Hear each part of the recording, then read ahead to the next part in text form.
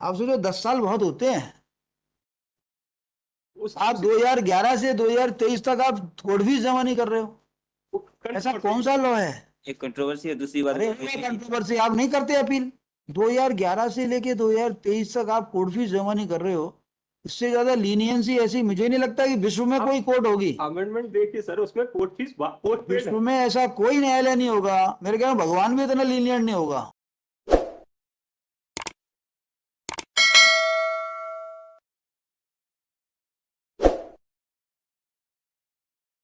जिसके हिसाब से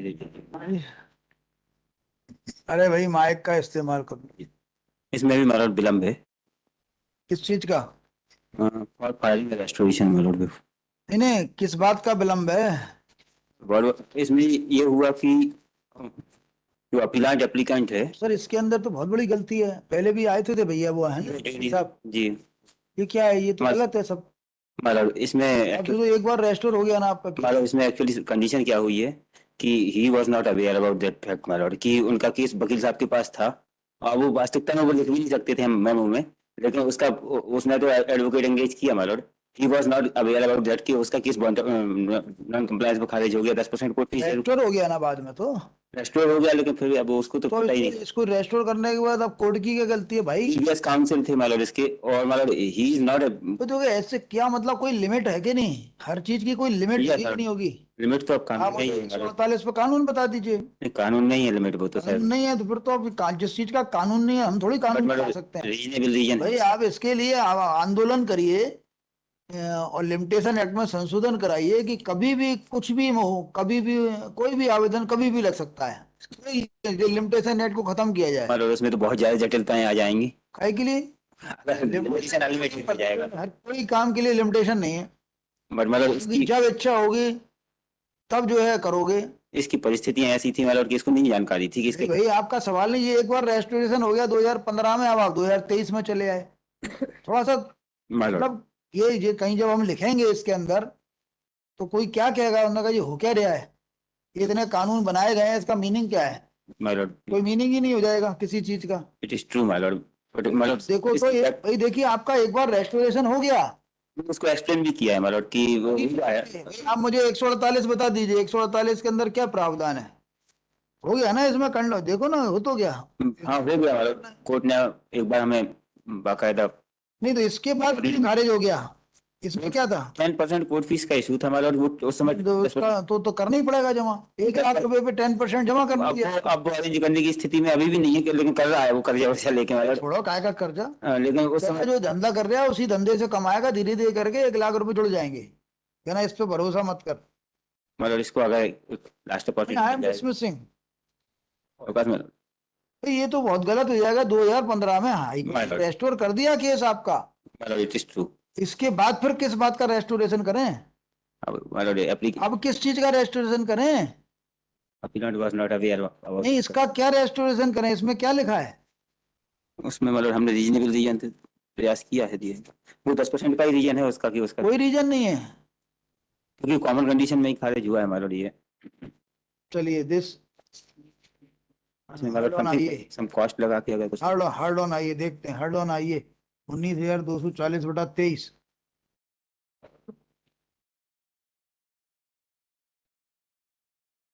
which is an application under section 5 of the limitation act for condonation of delay in filing MCC oblique application for restoration of MA number 2624/11.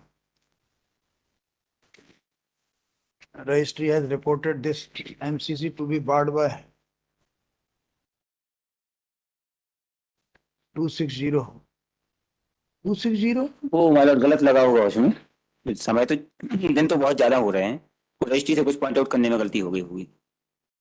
दिन तो ज्यादा हो रहे हैं लगभग 2200 दिन हो रहे हैं। तो कह रहे हो। या तो टाइपिंग एरर हो गया होगा मतलब कुछ। अरे कुछ भी लिख देना बस काम जो है अपना चल जाता है। किस बेवकूफ ने जोड़ा यही समझ में नहीं आ रहा। वो 2260 हो सकता है हमारा। वो दो आगे टाइप करने में कुछ मिस्टेक हुई होगी। गलतियों के पुलंदा है हर जगह। ये बने ही गलतियां करने के लिए सब, किसी को आंख खोल के देखना ही नहीं है।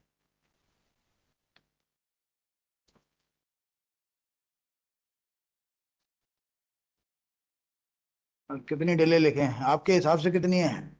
मेरे हिसाब से 2260 ही हो रहा होगा। आपने भी 260 ही लिखी है ना, नहीं, नहीं। रजिस्ट्री ने लिखी। आपने खाली स्थान छोड़ा था, रजिस्ट्री ने कह दी 260, आप गए वहाँ रजिस्ट्रार गया 260 लिख के वो ठीक है। हमारे सहयोगी गलती करके आ गया हमारा। सहयोगी ने गलती नहीं करी है, रजिस्ट्री की गलती है, आपकी गलती नहीं है। निकाल के दे देते हैं कि जितना मैं कहते रहा हूँ ना, रजिस्ट्री आपकी गलती नहीं है, मेरे रजिस्ट्री की हिसाब से तो मतलब इसमें आ रहा है लगभग 2500 दिन का डिले मैंने निकाला था। गलती। लिखना, क्या लिखा? although registry has not although registry has pointed out although registry has reported this MCC to be barred by 260 days, comma, but it is कितने साल का है? 7 साल का है मतलब। but it is delayed by about 7 years.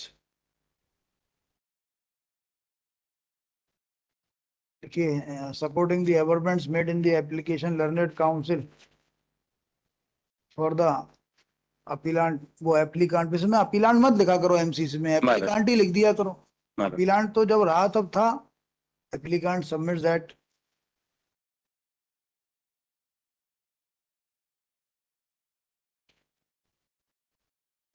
against the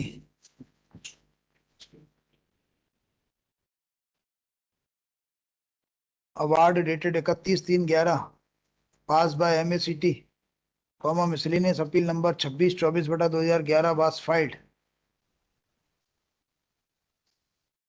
which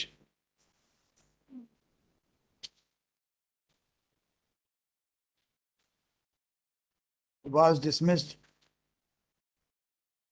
due to which was dismissed on 7/5/15। पहले कब खारिज हुई थी? ये उसी समय कौन कंडीशन में चली 7/5/15 को का प्रीएम्प्टिव ऑर्डर था हमारा।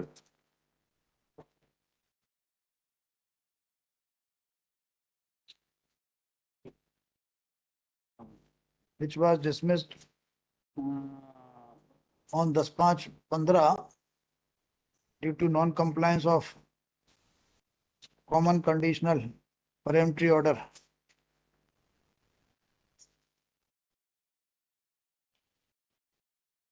And for restoration, full stop, for restoration of the MA number 26/24/2011 MCC 1834/2015 was filed, which came in hearing and was allowed by this court on 28/7/2015.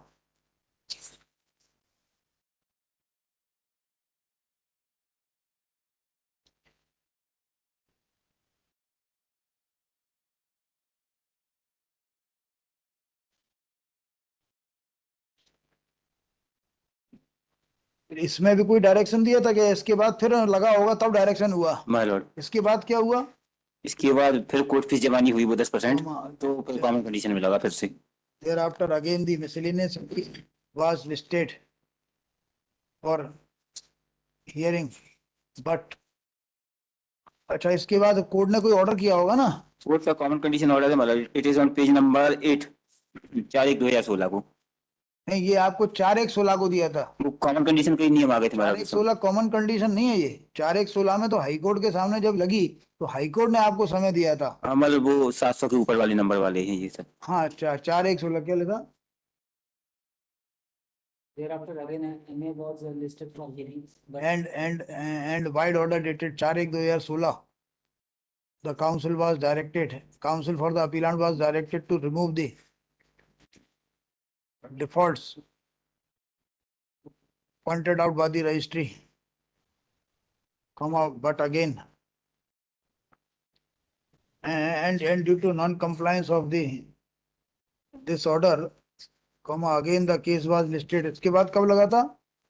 इसके बाद से रजिस्ट्रार क्या लगा हमारा, रजिस्ट्रार ने खारिज कर दिया 3/3/2016 को। ये पेज नंबर 9 पर है इसका नीचे लास्ट में memorandum. was listed on 3/3/2016 before registrar judicial 1, and the miscellaneous appeal was dismissed. Solicitor Learned Counsel submits that वो applicant is a poor person and was not having sufficient means to pay the deficit court fee of 10% payable on the valuation of the appeal. इसको पैसा कम मिला ये वाला 2,95,000. मतलब इसका हमारे पास कोई प्रमाण नहीं है। However, there is no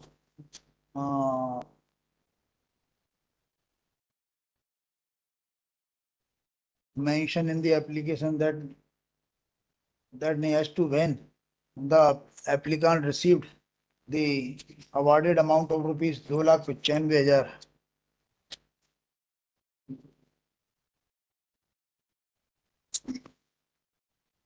Full stop. Learned counsel submit that because the applicant was not in a position to pay the court fee, therefore, taking liberal view, the MCC should be allowed and the MA number so and so should be restored. Her learned counsel for the applicant and peruse the report. Undisputedly, the MA number 26/24/2011 was filed with certain defaults regarding which time was granted to the applicant and due to non-compliance of the orders passed by this court, the MA was dismissed on 7/5/2015.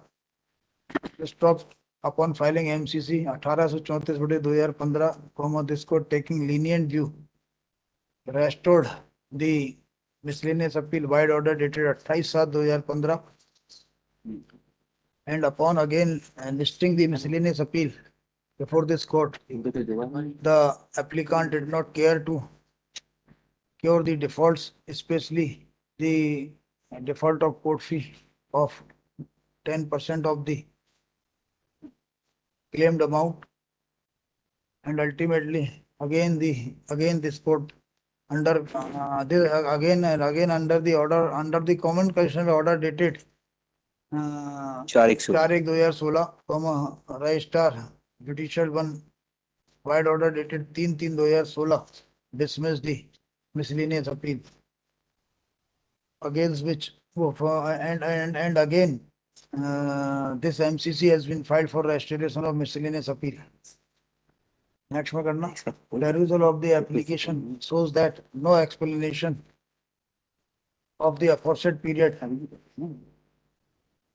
has been given properly in the application, and application is very sketchy. तो वही लगा खारिज कर.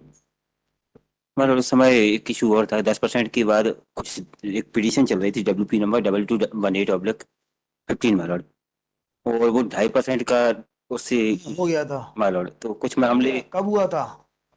वो दिसंबर 15 में decide हुआ है my Lord. वो दिसंबर 15 में हुआ था 2.5% का? हाँ माय तो लॉर्ड, पहले हो गया था? 8 दिसंबर 2015। उसके पहले कितने का हुआ था? उसके पहले 10% का, उसके पहले 5 का हुआ था? नहीं 10% का था। 10% का ओरिजिनल अमेंडमेंट आया था एमपी हाँ स्टेट ठीक का, है. वो 2008 का था। हाँ 9 जनवरी 2013 को 2.5% का आ गया। हाँ उसके बाद वहाँ डीवी से ये फाइनल हो गया कि 13 को 2.5% का हो गया था ना? जी हाँ, लेकिन तो रजिस्ट्री जमाने 10% लगा रही थी हैं? क्योंकि पिटीशन पेंडिंग थी। तो आप कुछ तो लगा देते, 2.5% ही लगा देते. तो उस समय अंडरटेकिंग ले रहे थे सब केसों में, एक डायरेक्शन में था ऑनरेबल जस्टिस नायक का। कुल मिला के क्या है कि ये धंधे का मामला है. उस समय सर वो डिस्प्यूट कंट्रोवर्सी का देखो ये वकील ये क्लाइंट जो अपील करना चाहता है ना, वो तुरंत कोर्ट फीस की बात करता है, जिस पे नहीं होती वो जो है 44 लगाता है. लेकिन आपका क्या है कि आपका क्या है कि उन्होंने कहा जो है जेब से ज्यादा पैसे ना निकल जाएं. आप लोगों का जो कमीशन इसमें होता है उसको जो है सिक्योर करने के लिए आप ये सब मुकदमा चलवाते हो. आप सोचो कितना टाइम वेस्ट किया है आपने कोर्ट का इस केस में. सुनिए, इस केस में आपने कोर्ट का कितना समय बर्बाद, कम से कम 10 लाख रुपए का समय बर्बाद किया कोर्ट का आपने.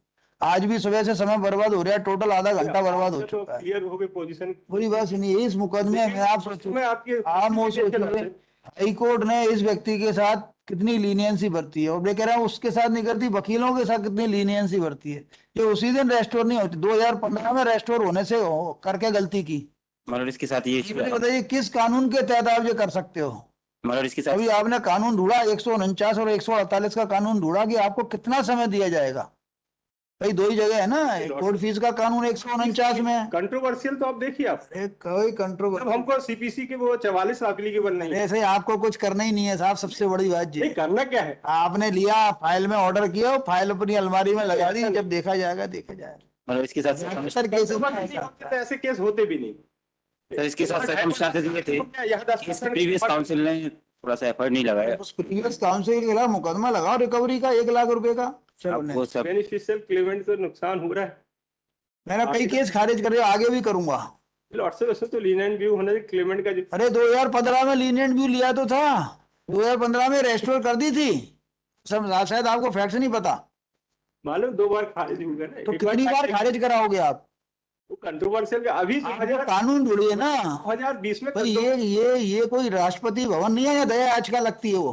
आज की बात नहीं है। आप तो आप कानून बताइए ना कि आपको कंडीशन तो देखिए आप हमारी आपको समझ नहीं रहे आप 2020 में जब आप हमारी बात नहीं समझ रहे। आप कानून, आप वकील कोर्ट फीस देना चाहिए। आप वकील हैं, आपको कानून से वास्ता रखना चाहिए कि नहीं रखना चाहिए? कानून से तो वास्ता आप है, बताइए 148 में कितनी पावर है कोर्ट को? एक लिमिटेड पीरियड में देगा। बताइए ना, अगले केस में लेके आइए, तैयारी करके आइए। I will exercise that power. 148 में 30 दिन कर दिया गया है। 30 डेज तो फिर तो उस पर अपना बहस करिए, उस पर कभी उसको उस अमेंडमेंट को चैलेंज करिए, नहीं, वो सुप्रीम कोर्ट में अमेंडमेंट को चैलेंज करिए उसको कि ये गलत अमेंडमेंट कर दिया, कम से कम इसमें 10 साल का लिमिटेशन होना चाहिए था। वो तो तब अरे भाई पहले अच्छा खासा उसमें कोई लिमिटेशन नहीं था, उसमें 100 सन 2002 में 30 दिन कर दिया गया। अब लोगों ने चैलेंज ही नहीं किया। अब करिए उस अमेंडमेंट को गलत की, क्लेम केसेस के लिए ये पीरियड लागू नहीं होगा। अब तो सर वो कुछ ऐसा कर अब तो लाइए। सर वो है मोटर व्हीकल में भी क्लेम केस में अमेंडमेंट आ गया और 6 महीने में क्लेम पेश करना है अब तो। इसलिए आ गया कि उसके लिए आ गया कि फर्जी मुकदमे बहुत पेश होते हैं। हमारा नहीं समझ में आया क्या? ये जो वो है ना, मतलब साहब FIR करो या नहीं करो कोई फर्क नहीं पड़ता। तो कानून में वैसे थे। नहीं आप लोगों के MA के अंदर FIR करो या नहीं करो कुछ भी हो जाए कोई फर्क नहीं पड़ता, कि लीनियंसी इसलिए कि भाई गरीब आदमी है ये वो, लेकिन उसका फायदा जो है दूसरे लोग उठाने लगते हैं, तब कानून बनते हैं। वो तो सही। तो 6 महीने का कानून इसलिए लाए ना, तो जब देख रहे हैं कि पता लगा एक एक व्यक्ति का जो है करोड़ों रुपए इंश्योरेंस कंपनी के निकल जाते हैं, 200 रुपए का बीमा कराया, लगे हैं साहब आराम से। आप सोचो 10 साल बहुत होते हैं।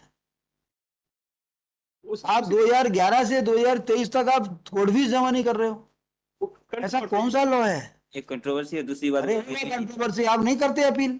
2011 से लेके 2023 तक आप कोर्ट फीस जमा नहीं कर रहे हो, इससे ज्यादा लीनियंसी ऐसी मुझे नहीं लगता कि विश्व में कोई कोर्ट होगी। अमेंडमेंट देखिए सर, उसमें कोर्ट फीस पोस्ट पेड विश्व में ऐसा कोई न्यायालय नहीं होगा, मेरे ख्याल में भगवान भी इतना लीनियंट नहीं होगा। लेकिन इसका प्रोविजन ऐसा पोस्ट पेड कोर्ट फीस का था। भगवान भी की अभी बात इतना कर तो लीनियंट भगवान भी नहीं होगा वकील साहब। ये हमारे लिए मतलब एजेंसी का कानून में इतनी आप सोचो आपको कितना समय दिया कोर्ट ने, 11 से आज हम 23 में बैठे, 12 साल का समय दे दिया, आप फिर भी कोर्ट फीस नहीं दे रहे। स्थिति क्यों होगी? क्योंकि पोस्ट पेड का अरे कार्य आप लोगों को एक खाता खोलना चाहिए कि जो गरीब आदमी है उनकी कोर्ट फीस आप लोग अपनी जेब से जमा करो। सर वो तो कॉन्ट्रैक्ट के खिलाफ हो जाएगा 19 नहीं के तहत। करना चाहिए, थोड़ा बहुत जो है धर्म खाता खोलना चाहिए। हम आप कोशिश करते हैं हमारा फ्री में पिटीशन वो तो 12 साल में आपने नहीं जमा करी, चलिए नेक्स्ट। 12 साल का समय बहुत होता है।